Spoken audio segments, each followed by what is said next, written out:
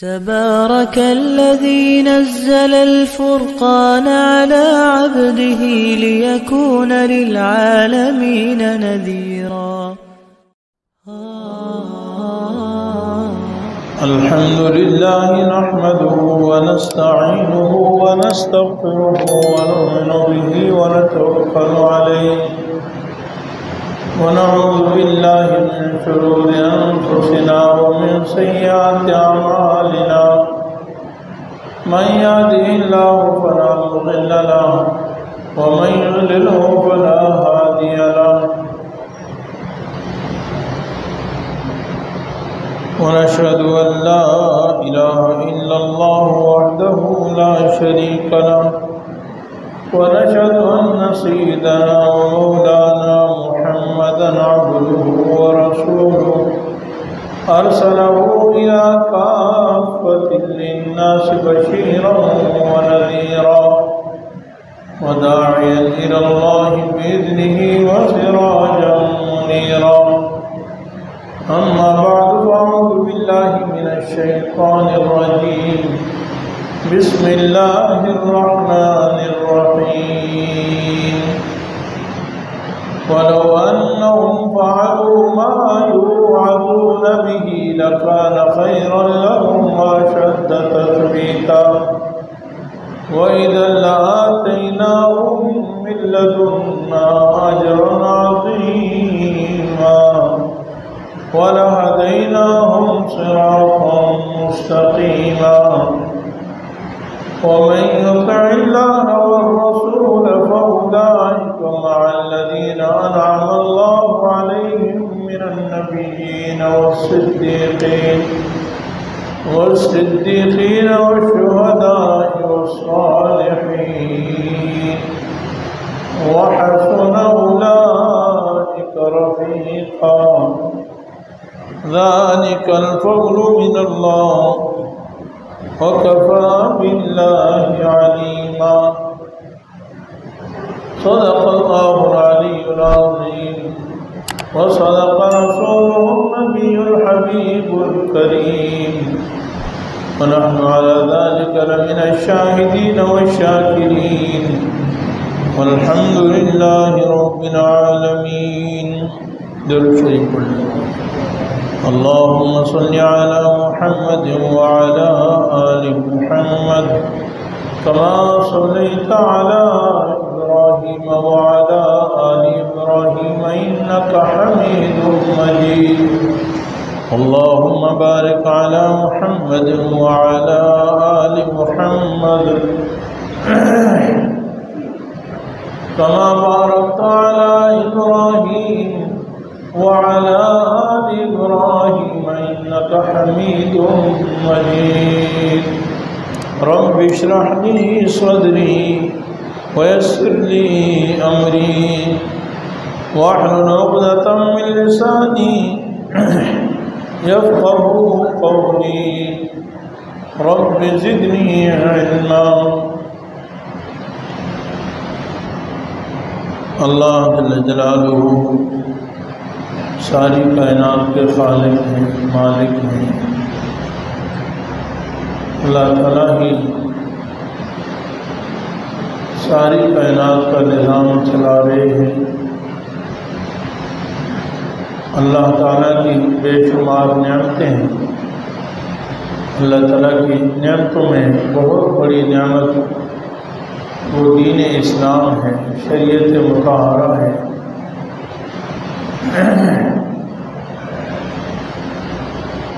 گزشتہ جمعے عرض کیا تھا کہ اللہ تعالیٰ کا یہ حکم ہے کہ ہم اپنی زندگی کے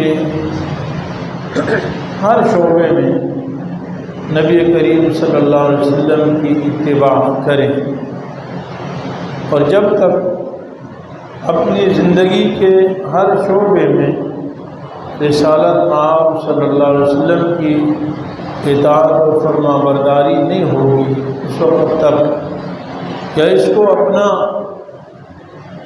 یعنی ایمان کا حصہ نہیں سمجھیں گے،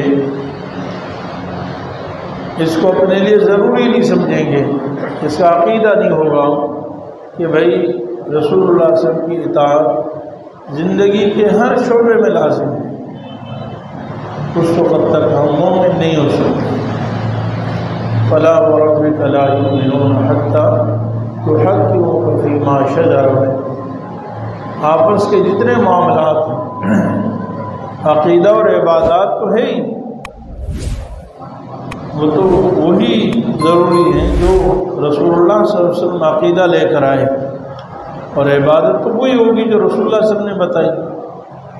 لیکن معاملات بھی، جو ہمارے آپس کے جتنے معاملات ہیں، وہ بھی سنت نبوی کے مطابق، جیسے رسول اللہ صلی اللہ علیہ وسلم نے ہمیں معاملات کرنے کا حکم دیا ہے ویسی معاملات، کاروبار ہے، کرایہ داری کا نظام ہے، ملازمت ہے، اجرت ہے، مزدوری ہے وغیرہ، معاشرت بھی وہی ہو جو رسول اللہ صلی اللہ علیہ وسلم نے بتائی، اور ہمارے اخلاق بھی وہی ہوں جو رسول اللہ صلی اللہ علیہ وسلم نے ہمیں سکھائے۔ اخلاق دل کی کیفیت کا نام ہے، یعنی عاجزی ہو، ایثار، قربانی، ہمدردی، محبت ہو دوسرے کے ساتھ، اور تکبر نہ ہو، حسد نہ ہو، بغض نہ ہو، تعصب نہ ہو، نفرت نہ ہو، یہ اخلاق ہے۔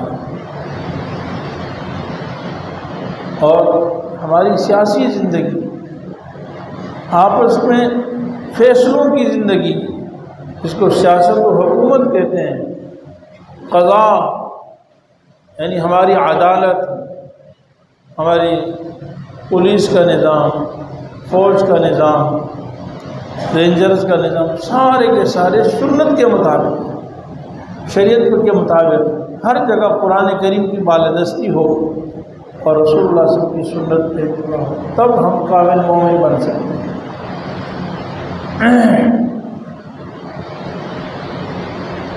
ہماری غلط فہمی یہ ہے کہ ہم سمجھتے ہیں کہ شاید رسول اللہ صلی اللہ علیہ وسلم کی سنت کا تعلق صرف نماز سے ہے اور صرف عبادات سے ہے، بس زکوٰۃ، روزہ، حج، اس میں جی ہم ہر قدم پر پوچھتے ہیں کہ سنت کیا ہے۔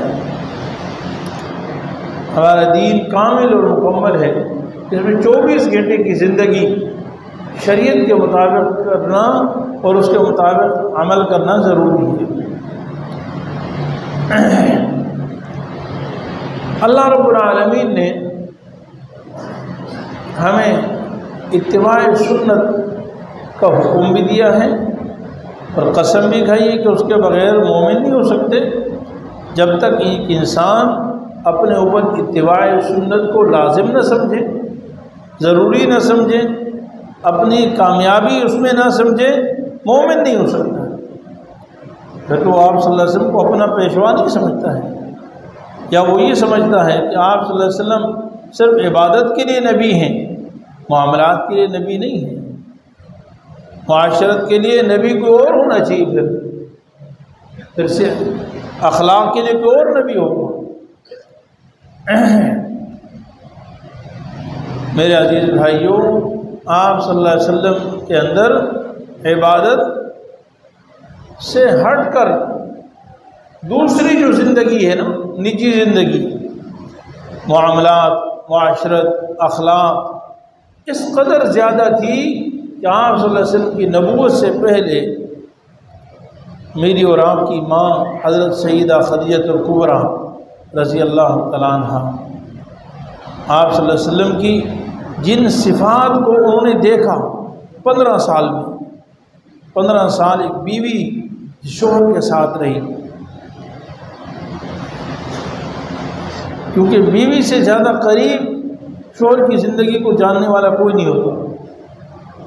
آپ صلی اللہ علیہ وسلم کی جو صفات دیکھی وہ عبادات کی نہیں تھی، وہ عام جو نجی زندگی ہے، جو معاملات ہیں لوگوں کے ساتھ، غریبوں کے ساتھ، یتیموں کے ساتھ، معذوروں کے ساتھ، مسافروں کے ساتھ، مہمانوں کے ساتھ، پڑوسیوں کے ساتھ آپ کے تعلقات کیسے، اس سے متاثر ہوئی، اور فرمایا کہ جس شخص کی ایسی زندگی ہو وہ کبھی ناکام نہیں ہو سکتا۔ تو میرے عزیز بھائیوں، یہ کامل اور مکمل دین ہے، اور ہمیں اس بات پر فخر ہے کہ اللہ تعالیٰ نے ہمیں کامل دین دی، پوری زندگی ہمیں عطا فرمائی ہے، ہم بالکل محتاج نہیں، الحمدللہ، کسی چیز میں دوسرے کسی کے محتاج نہیں۔ آپ صلی اللہ علیہ وسلم آخری نبی ہیں، اور اب قیامت تک وہ اور نبی نہیں آئے گا۔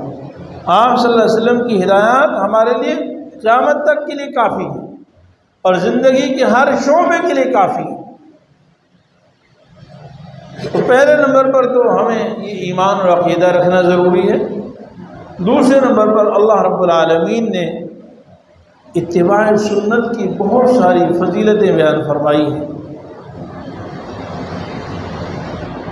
اگر ان ساری فضیلتوں کو مجموعہ بنا لیں تو بھی 100% کامیابی، لیکن اللہ تعالیٰ نے قرآن کریم میں اتباع سنت کی بڑی برکتیں بیان فرمائی۔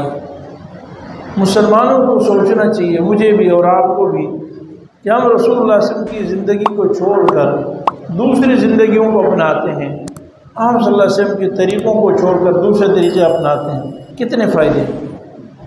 صرف جی ناک اونچی کرنے کے لیے، لوگ کیا کہیں گے، معاشرہ کیا کہیں گے، ارے یہ کون سی چیزیں ہیں، اس پہ کون سی کامیابی ملتی ہے؟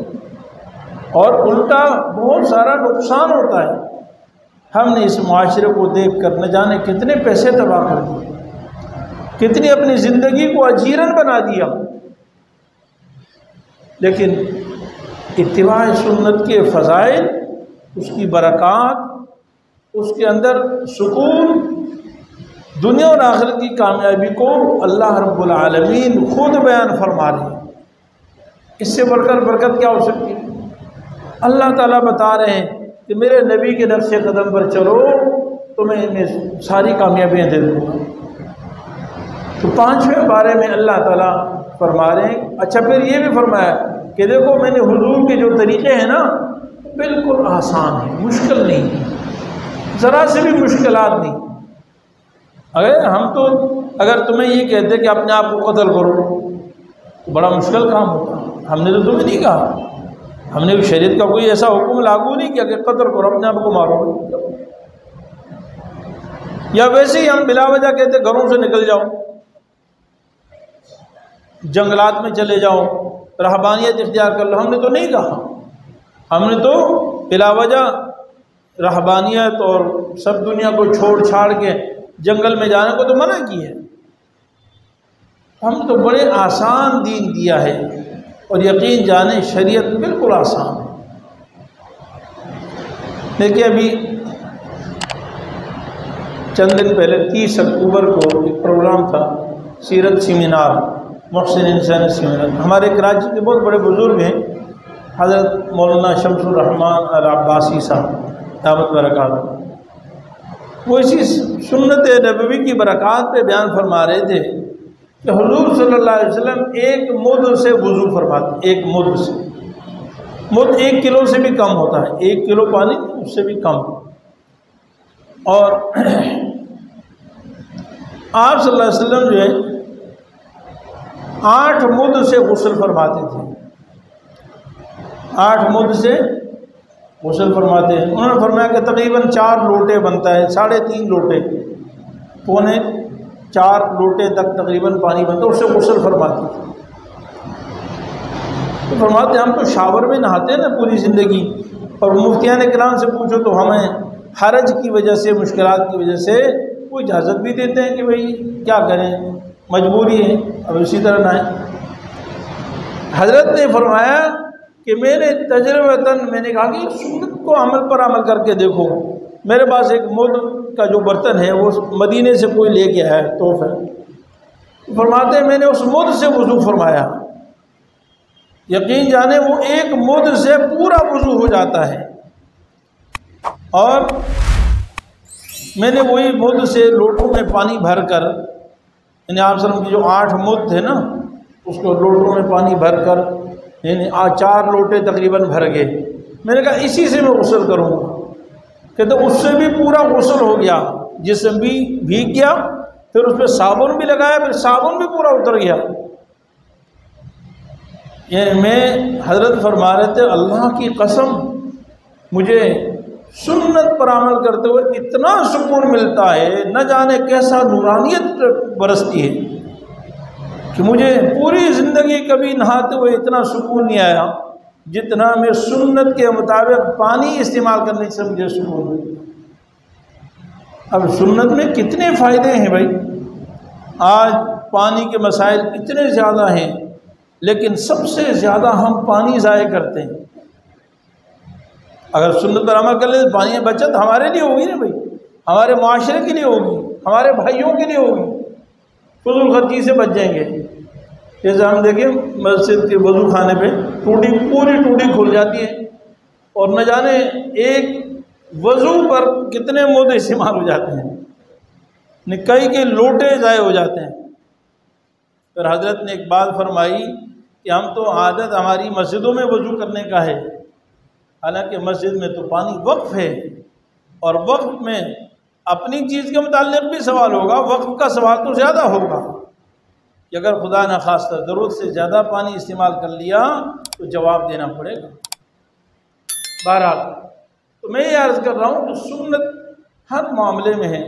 اللہ رب العالمین نے سنت کے فضائل بیان فرمائے، فرمایا وَلَوْ أَنَّهُمْ فَعَلُوا مَا يُوعَظُونَ بِهِ لَكَانَ خَيْرًا لَهُمْ۔ پہلے نمبر پر اللہ تعالیٰ فرماتے ہیں دیکھو میرے نبی کی اتباع کر لو، جس بات کی میں تمہیں نصیحت کر رہا ہوں، وعظ کر رہا ہوں، اللہ وعظ فرما رہے ہیں، ہم تو ان کے نائب ہیں، اللہ تعالیٰ کی طرف سے کر رہے ہیں۔ اللہ تعالیٰ فرماتے ہیں جس چیز کی ہم تمہیں نصیحت کر رہے ہیں، وعظ کر رہے ہیں، درد دل سے تمہیں بتا رہے ہیں، لَكَانَ خَيْرًا لَهُمْ، میں رب العالمین آسمانوں سے اعلان کرتا ہوں کہ اس میں تمہارے لیے دنیا اور آخرت کی بہتری ہے۔ اللہ اکبر۔ میرے عزیز بھائیو، ہم دنیا میں کوئی بھی کام کرتے ہیں تو اپنے بڑوں سے، سمجھداروں سے، تجربے کاروں سے مشورہ کرتے ہیں کہ یار یہ میں کام کرنا چاہتا ہوں، آپ بتائیں میرے لیے اچھا ہے یا نہیں، یہ کام کروں یا نہ کروں، فلاں دکان کھولنا چاہتا ہوں، میرے لیے فائدہ ہے یا نہیں فائدہ، فلاں کام میں میرے لیے فائدہ ہے یا فائدہ نہیں ہے۔ اللہ تعالیٰ صبح سے لے کر شام تک، گھر کی دہلیز سے لے کر حکومت تک، ہر چیز میں اللہ تعالیٰ فرما رہے ہیں کہ سنت کے پر عمل کر لو، میں عرش معلیٰ سے تمہیں گارنٹی دیتا ہوں کہ اس میں تمہارا 100% فائدہ ہے۔ اللہ میت ہو جائے تو بھی سنت پر عمل کر لو، اس میں فائدہ ہے، خوشی ہو سنت پر عمل کر لو، اس میں تمہارے لیے فائدہ ہے، بیماری ہو تو سنت پر عمل کرو، اس میں تمہارے لیے فائدہ ہے۔ اللہ تعالیٰ فرمائے یہ بہتر ہے۔ تو میں اپنے دل سے، میں اور آپ خود اپنے دل سے کبھی سوچا کریں نا، پوچھا کریں کہ ہم شریعت پر عمل کرتے ہیں یا لوگوں کی باتیں مانتے ہیں۔ دیکھیں جی، پتہ نہیں ہزاروں دفعہ مسئلے بیان کرتے جی بدعت سے بچنا چاہیے، بدعت سے بچنا چاہیے نا، بدعات نہیں ہونی چاہیے۔ ہماری شادیاں ہوتی ہیں تو بدعات سے بھری ہوتی ہیں، اور میت ہوتی ہے تو بھی بدعات سے بھری ہوتی ہے۔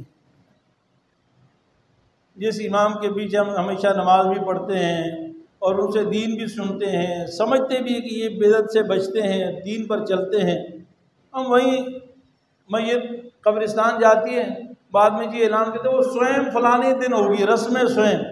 ارے پوچھو رسم سوئم رسول اللہ صلی اللہ علیہ وسلم نے کی تھی، ابو بکر صدیق نے فرمائی تھی، سیدنا عمر فاروق نے کی تھی، حضرت عثمان نے کی تھی، حضرت علی نے کی تھی؟ بھائی نہیں، ہم نے تو کرنی ہے بھائی، لوگ کیا کہیں گے، مر گیا مردود، نہ فاتحہ نہ درود۔ تیسرے دن کچھ حلوے شلوے، کچھ بکرے وکرے تو ہونے چاہیے نا، کوئی بریانی شریانی ہو پھر مزہ آئے گا، ایسے تھوڑا میت۔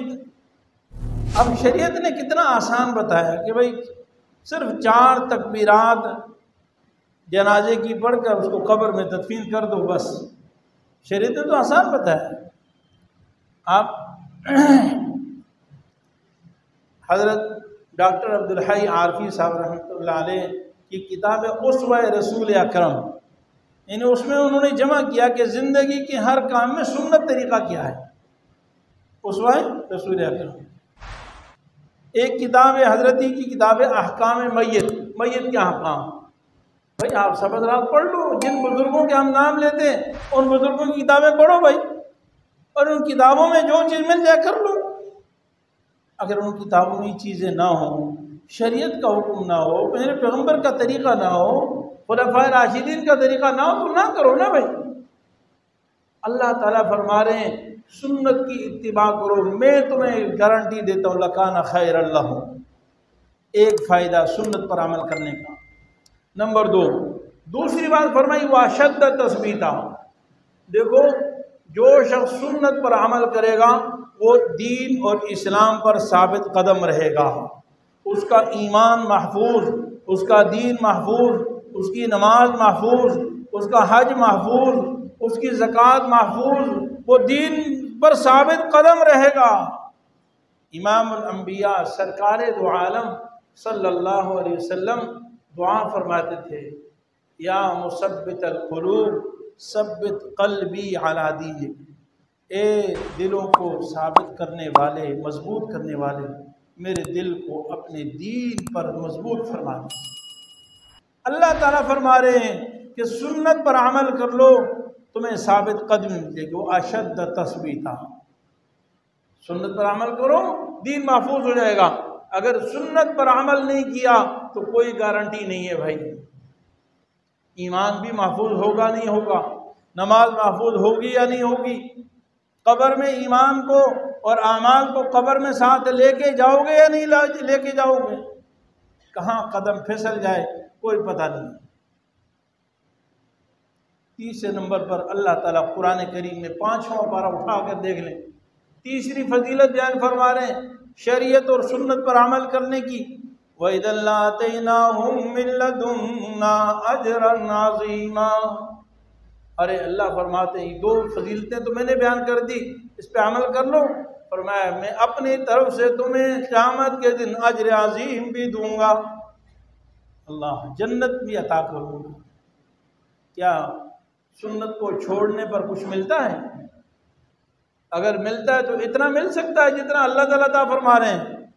اللہ تعالیٰ فرما رہے ہیں میں اجر عظیم کا وعدہ کرتا ہوں، میرے محبوب کے طریقوں پہ چلا کرو، میرے محبوب کے نقش قدم پر چلو، سیدھا جنت کا راستہ ہے۔ اللہ، ہمارے حضرت حکیم اختر صاحب کا مشہور شعر ہے، نقش قدم نبی کے ہیں جنت کے راستے، نقش قدم نبی کے ہیں جنت کے راستے، اللہ سے ملاتے ہیں سنت کے راستے۔ اللہ، اتنا بڑا اونچا مقام ہے، اللہ سے ملا دیتے ہیں،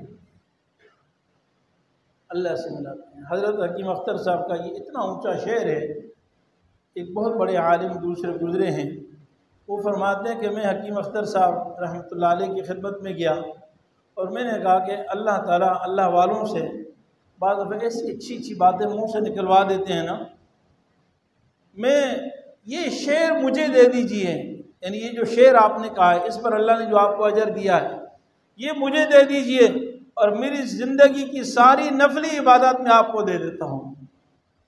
اللہ والے جانتے ہیں نا کس شعر کی کیا حقیقت ہے، کون سا کلمہ کتنا وزنی ہے، قیمتی ہے، وہ تو اللہ والے جانتے ہیں۔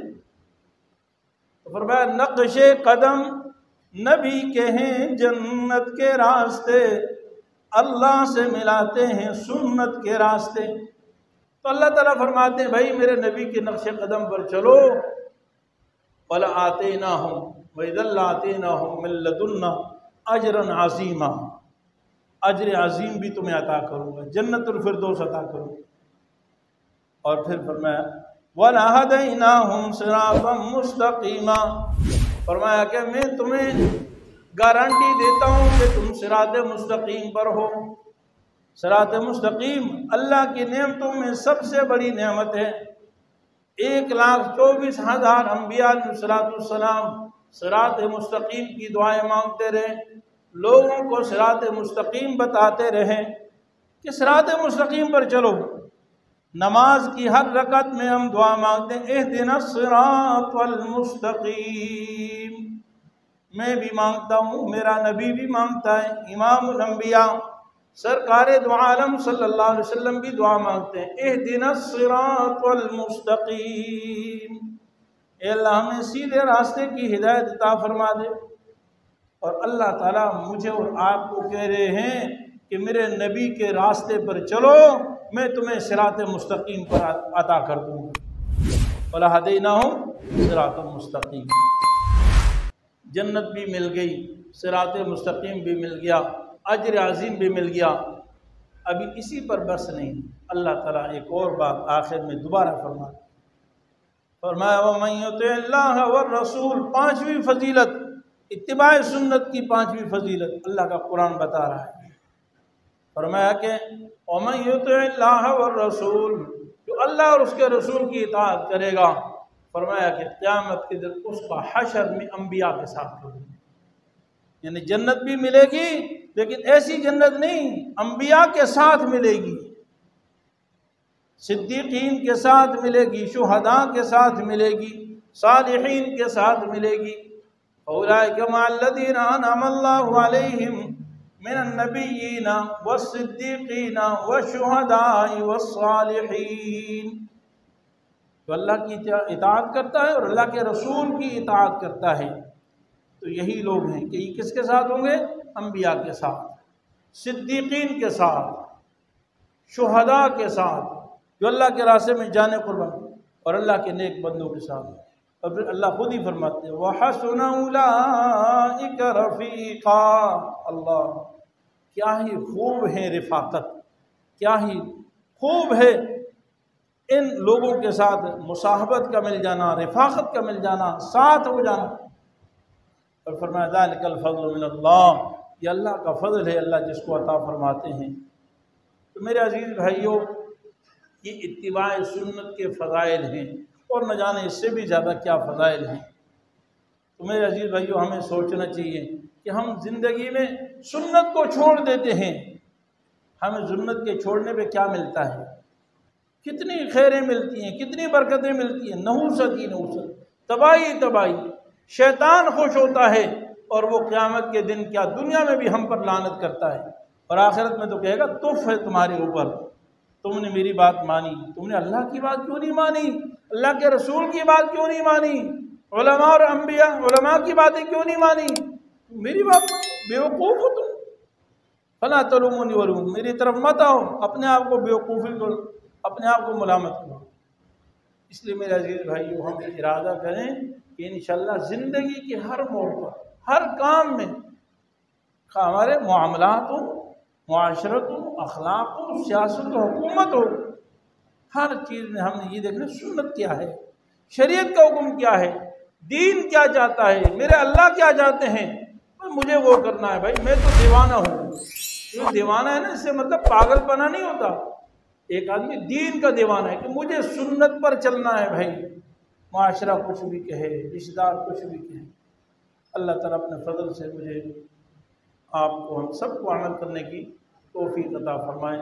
مفتی صاحب کے YouTube چینل کو سبسکرائب کیجئے اور ان کے تازہ بیانات کے ذریعے اپنی علمی، اصلاحی اور فکری آبیاری کرتے رہیے۔ جزاکم اللہ۔